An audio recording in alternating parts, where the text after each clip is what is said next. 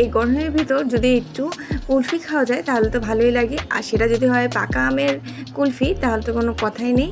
আজকে আমি বানাবো ম্যাঙ্গো কুলফি। এটা খুবই মজা হয় খেতে। সো গাইস, শুরু করা যাক আজকের রেসিপি। এর জন্য প্রথমেই আমি 1 লিটার দুধকে জাল দিয়ে হাফ লিটারের মতো ঘন করে নিয়েছি। এরপর এতে আমি দিয়ে দিলাম হাফ কাপের মতো চিনি, দিয়ে দিয়েছি আমি এলাচ ও বাদাম গুঁড়ো, সাথে দিয়ে দিলাম আমি কিশমিশ ও আধ ভাঙা কিছু কাজু বাদাম এবং কাঠবাদাম মিক্স করে।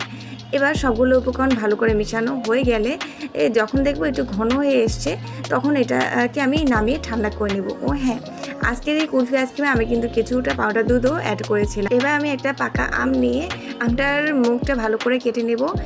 মুখটা কিন্তু ফেলে দেওয়া যাবে না, কেননা এটাকে আমাদের পরেই দরকার হবে। এরপর আমি ভিতর থেকে চাকুর সাহায্যে আস্তে ধীরে আমের যে আটিটা হয় তা বের করে নিব। এই কাজটা কিন্তু খুব সাবধানে করতে হবে, কারণ আমের ভিতরে যে আটিটা হয় সেটা কিন্তু বের করা এতটাও কোনো সহজ কাজ নয়। আম থেকে আটি বের করার পর ওর জিনিসটা কিন্তু দেখতে এমনই হয়। আমটা দেখুন ভিতরে কেমন খালি খালি লাগছে, এরকমই কিন্তু হবে। ও আমি অফ ক্যামেরায় ভিতরে কিন্তু যে দুধের মালাইটা বানিয়েছিলাম সেটা কিন্তু ঢেলে দিয়েছি, সেটা আপনাদের জন্য ভিডিও করতেই ভুলে গিয়েছিলাম।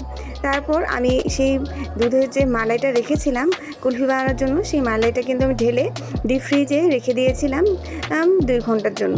দেখুন গাইস, 2 ঘন্টা পর আমি আমটাকে বের করে ছিলে নিয়েছি। দেখুন এবারে কাটছি কতটা সুন্দর হয়, আপনারা শুধু দেখুন।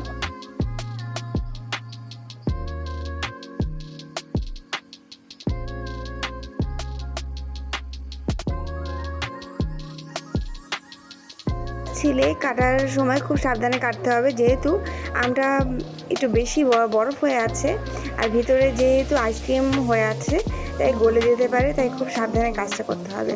কাটার পর দেখুন দেখতে কতটা সুন্দর হয়েছে, আর এটা কিন্তু খেতে অনেক মজা হয়।